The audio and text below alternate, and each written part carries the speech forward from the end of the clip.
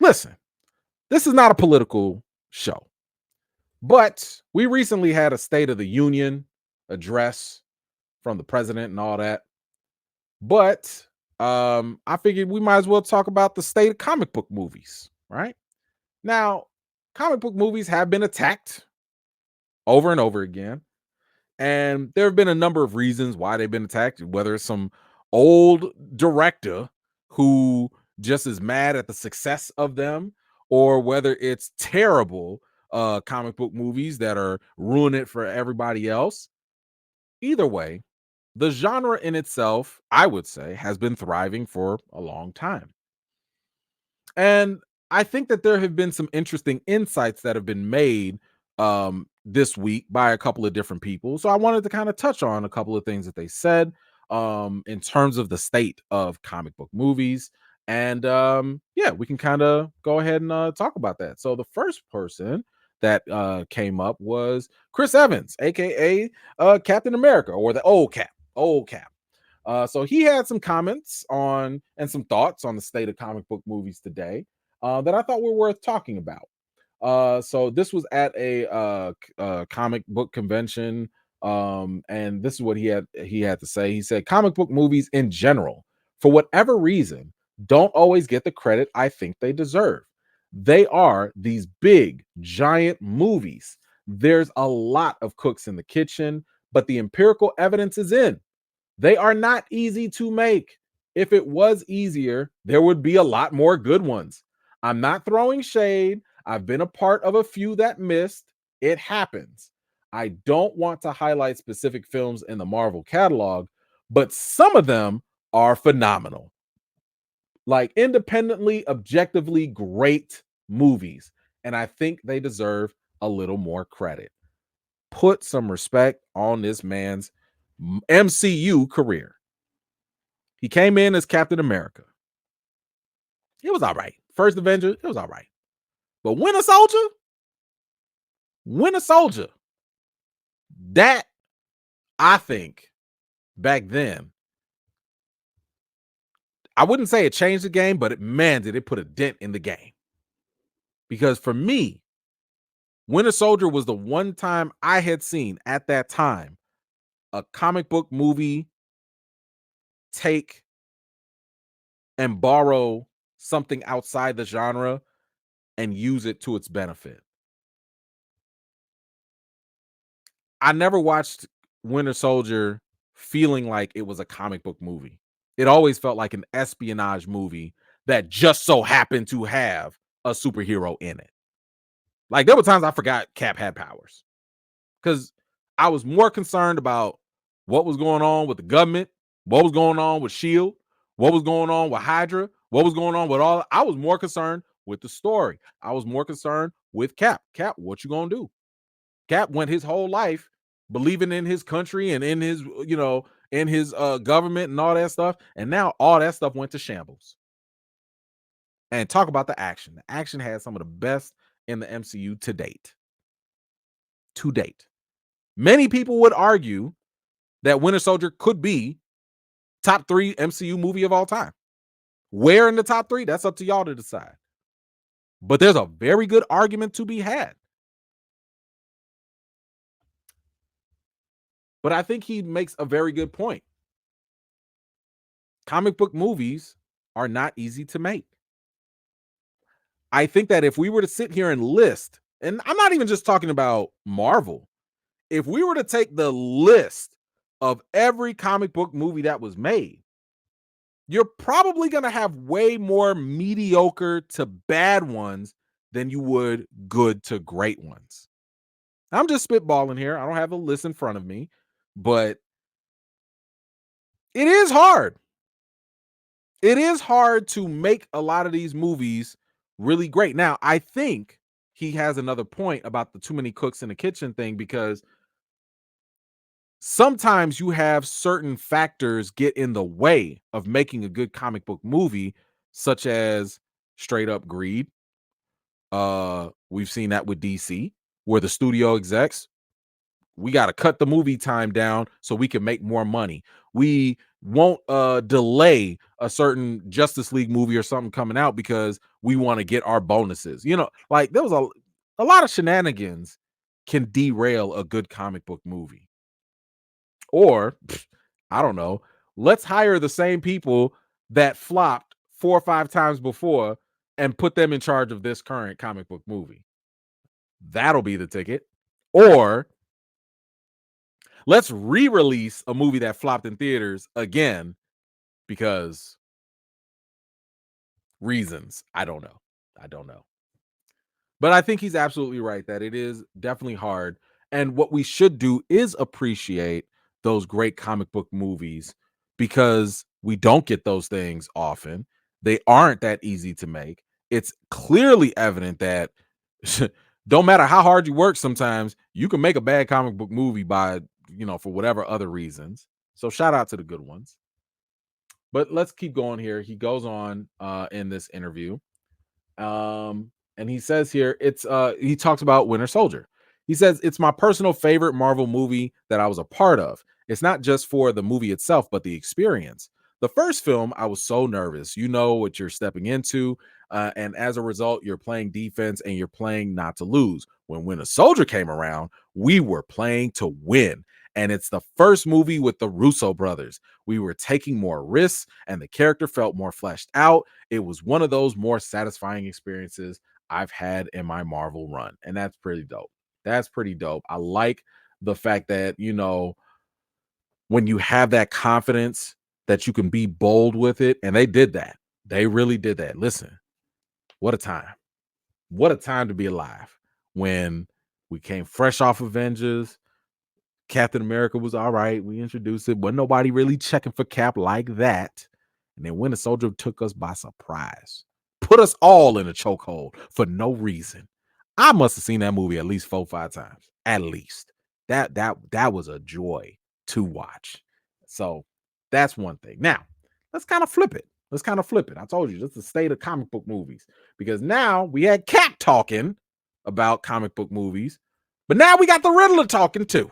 Paul Dano was recently talking about comic book movies, and they were asking him like, yo, why did these movies fail? What's going on? Blah, blah, blah. Right. So he had a couple things to say as well. In this interview, somebody asked him, yo, does that mean that comic book, superhero fatigue is real? He said it's an interesting moment where everybody has to go like, okay, what now? Hopefully from that, somebody either breathes new life into comic book movies or something else blossoms, which is not superheroes. I'm sure there will be some good ones yet to come, but I think it's kind of a welcome moment. Now, I like that perspective. It's a little bit different than what we've heard so far, which is, hey, maybe some of these movies can inspire people to just do better. Now, I've been telling y'all from the jump, you have got to let these studios know when these movies are bad. And the best way you could do that, usually, is when these movies don't get your time and attention and money. When they flop out there, them studios are like, oh my gosh, what do we do? What do we do? We gotta do something different. Yo, don't hire that person no more. Yo, that person that we were gonna have write the sequel, nah, you fired. We gonna get somebody more experienced. Studios will scramble, usually, if they're smart, and get better people in place because they want your money and they want your attention. They want your time. But if y'all sit here rewarding them with mediocre movies, what did I tell you they gonna say in return? Even if the movie's terrible, we made it for the fans. Imagine going to a restaurant and the food is terrible, but you pay for it anyway, and you keep coming back. What you think they're gonna say? We're not here for good taste. We're not here for good food. We're making this for the customer. You the customer. You gonna just keep accepting bad food? At some point, you gotta send it back. At some point, you're gonna have to just not show up and make them work for your money. So it's the same thing with the studios. Stop rewarding mediocre stuff. We're not going to creatively get any better because a lot of times, unfortunately, these studios will get too comfortable with the fact that we made our money. Oh, well, it doesn't matter if people didn't like it. We made our money. We made $1 billion. Run it back. That's not enough. It's not enough. So I like Dano's approach here in thinking that maybe when studios start to see these movies be so bad, they'll be like, you know what? We know comic book movies have $1 billion potential. Maybe we should try something different. Maybe we should put better people involved. Maybe we shouldn't just look at this and maybe we should look at that to get better. So I like that optimism. I do. Um, he goes on to sit here and says, it's a larger thing too. As soon as the word content came into what we do, it meant quantity over quality, which I think is a big misstep. And I certainly don't need that as a viewer or as an artist. Now, I totally agree with him on this as well. And this, what he's talking about with content, that speaks to very similar to what we saw with what happened with Disney during the pandemic. Disney said, we got Disney Plus. We need more content. We need to just chuck out whatever, everything, anything. Let's go. Now, at first, that did sound cool to us because I was on that board too. I remember. I own that too. I said, oh man, Disney's putting all this money and all these resources to give us more Disney Plus shows, more movies, more streaming things. Let's go. The problem was we never considered how it would affect quality control because for 10 plus years, Marvel was only doing 2 or 3 movies a year. If that, that gave them time to breathe. It gave us time to really sit and marinate with the movie. It gave them time to adjust. It gave them time to realize this worked. People didn't like that. And we were able to change things up accordingly. But the moment things went for content and they just had to chuck stuff out, it got watered down very fast. And it just did not really work out very well. So I totally agree with Dano in that point that yes, once studios started to think of content rather than focusing on the quality of the product, things started to go downhill. Now they go on here and says, so why did the Batman not get affected by supposed superhero fatigue? And he says there are enough comic book movies where you just know what you're gonna get. Reading the script for the Batman, you knew it was a real film. Every sentence. That's just Matt Reeves. Now, hold on, wait a minute now. Now, I've already told y'all my thoughts on superhero fatigue. But just in case you're new and you don't know, let me reiterate the problem. There is no such thing as superhero fatigue. There's no such thing as comic book movie fatigue. It does not matter how many movies come out because comic book movies usually make less than 10% of the movies playing in theaters anyway. So it's not a quantity issue. It is always a quality issue. The reason people get tired is because the movies just are not that good. Y'all have never talked about fatigue when the movies are good. Everybody disappeared during No Way Home. Everybody disappeared whenever Avengers Endgame or Into the Spider-Verse or Across the Spider-Verse came out. Everybody was quiet during Guardians of the Galaxy Volume 3. Y'all didn't say a peep about fatigue until Ant-Man came around, then Thor 4, then Morbius, then Madam Web. That's when conveniently this pops its head. So again, it's not a quantity issue because guess what? No one's forcing you to watch everything. So miss me with the quantity. That's not the issue. When things are going great, y'all show up. We all do. So this whole fatigue thing is a fault. It's a hoax. It's a hoax. It's not real at all. Now, when this man came up and brought up the Batman being real, you really just meant that it was good. Now, I like the Batman. I didn't think it was the greatest Batman movie ever. I liked it. I thought it was a solid thing. But nah, it's not because it was real. It's because it was good. And that's okay. When you see a good script and you see a good movie with a good filmmaker, that's it. That's what preserved this movie from being affected from the hoax of superhero fatigue. Now, we got one more person to chime in on this, and that is Bob Iger. Bob Iger, who left Disney, and keep in mind, Bob Iger was around during those golden years of the MCU. Okay. The main thing was he allowed the creative people to be in charge and to do what they needed to do with little to no interference. Okay. He let Kevin Feige cook. I would just say that Kevin Feige hit more than he missed. All right. In the first three phases of the MCU. When Bob Iger left, Bob Chapek came in. Bob Chapek changed the whole architecture, the organizational structure of how things got done. That messed up a lot of the quality control because he demanded and forced Marvel and all the other companies to put more stuff out. Now, we still got a couple exceptions. WandaVision was cool. Loki was cool. Spider-Man No Way Home was cool, but we had a couple misses too. We had some. Y'all watched Hawkeye? I didn't want to, but I did too. Ooh. Like there was some misses out there. Black Widow, sorry, but didn't work. But either way, Bob Iger came back, and Bob Iger basically said, like, listen, now that I'm back in charge, he put Kevin Feige back kind of like at his position. He got rid of all those middlemen people or whatever.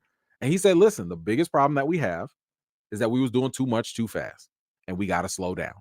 And he specifically talked about Marvel, right? And he was saying that, like, yo, we gonna slow down. Some things gonna work, some things not gonna work. We gonna have to reevaluate, and that's gonna be like their big change to help address the mediocrity of phase 4. Okay, so we've talked about multiple different changes that have happened. I have videos on my channel that you could definitely go refer to.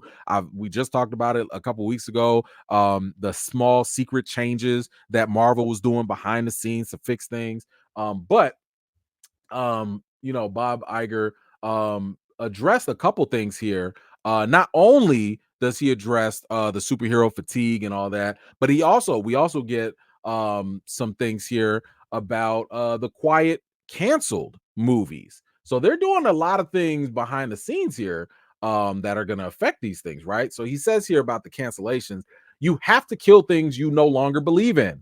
And that's not easy in this business because either you've gotten started, you have some sunk costs, or it's a relationship, but either your employees, or with the creative community. We've actually had those tough calls. We've not been that public about it, but we've killed a few projects already that we just didn't feel were strong enough. Wow. So this got me to thinking, what got canceled? Because they haven't really been talking about a lot of things. Now, one thing we know, Thunderbolts is still happening. What else is it? Fantastic Four is clearly still happening. Now, I almost would have thought Blade would have been on that table because for all the delays Blade has gone through, it could have been an issue. But Blade is still happening. I put this out there and I'm gonna put it out there again. Hold on, let me get this out for y'all so y'all can, because I need this the only evidence we got. There's only one thing so far that comes to mind that I'm still questioning about. And this is something that has been announced. It is something that has been confirmed, at least on Marvel's end, but I ain't heard a peep about this. Y'all let me know. What happened to Armor Wars? Y'all remember that? What happened to Armor Wars? This was supposed to be Rhodey's comeback. Rhodey was going to have this as a TV series. He was supposed to have this as a movie. This is the most official thing that we know about Armor Wars. That's it. Just that. That image. Listen, I went to Disney's website. This is the only official thing we know about Armor Wars, is that the O is a little shiny. That's it. All you know is the O is lit up and a little shiny. Because outside of that, Daniel Richmond, Jeff Snyder, Hollywood Reporter, Deadline, Variety, where y'all at? we have heard 50, 11 different rumors about who was going to be Reed Richards for years. We heard every other rumor about Blade. We've heard every other insider scoop about Thunderbolts this and Hulk gonna show up, Hulk not gonna show up. I ain't heard two peeps about Armor Wars. Is this done? Is it over? I mean, if it is, it kind of breaks my heart because I don't feel like, of all people, Don Cheadle's an actor that I think deserves the world. This guy, every time he's on anything, uplifts the project because he's a fantastic actor, in my opinion. I was actually kind of looking forward to Armor Wars the moment they said it's not going to be a TV series. We're just going to make it a movie. Listen, honestly, I don't even care if y'all make it a Disney Plus special. Either way, I was happy for the brother, but I haven't heard anything at all, and it makes me worried. Where is Armor Wars? Just if it's canceled, just say so. If it's not, can we get an update? Can one of y'all big listen? Comicbook.com, Vulture, Variety, Hawaii, all of y'all big wigs out there. Why you ask the questions? Y'all got the access. They not gonna listen. I'm not gonna get that close to them. Ask the question. Where's the Armor Wars? It's messed up. I don't think Ironheart is going to get canceled. I think Ironheart is going to get the same treatment that Echo got. Because I think if I'm not mistaken, they already finished production on it. So I would not be surprised if they drop Ironheart on Disney Plus or on Hulu, whatever, and they just say, here go all 7, 8, 10 episodes. Enjoy. I would not be surprised if they just did that. But I will say that I do like the idea that Iger's like, yo, I'm gonna kill some of these projects. They just not working. Now, he gives a little bit more justification for this, so I'm gonna read that first before I tell you why I like it. He goes on saying here, spending a lot of time with the creators, watching these films, giving detailed notes in these films, engaging in a respectful process that results in improvement. That's what he's been doing, right?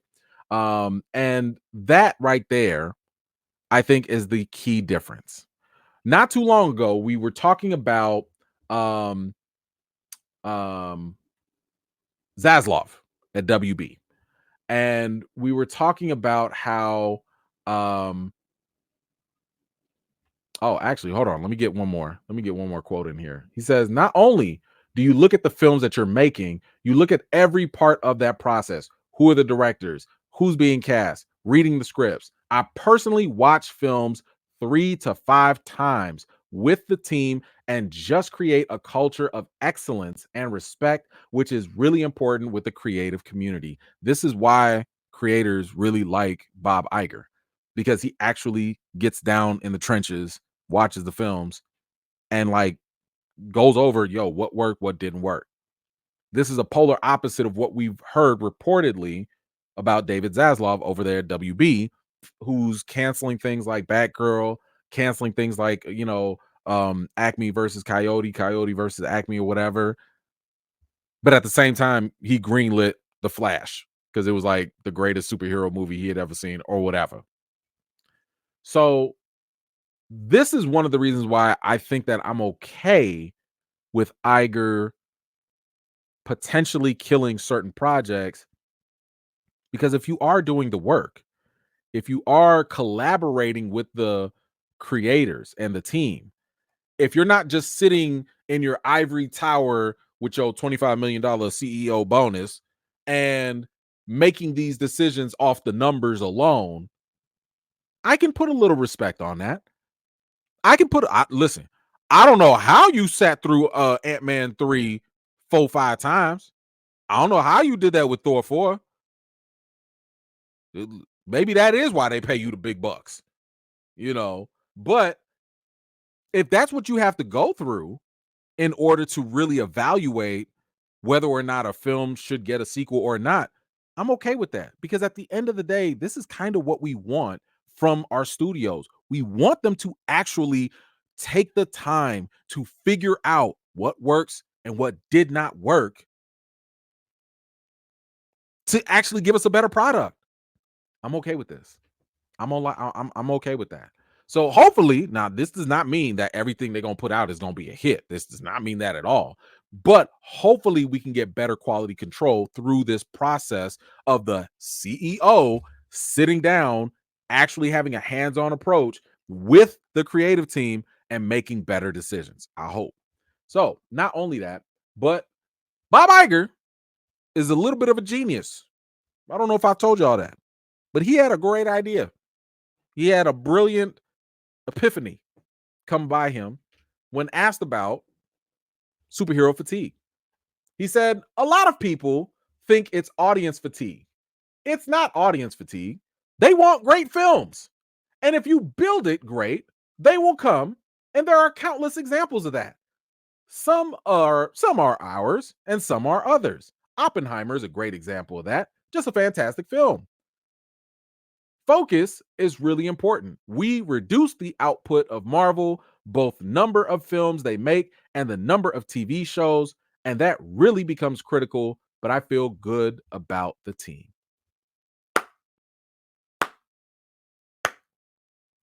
That man out here preaching. Crazy. This is brilliant. This is genius. Now, let me slow it down for some people now.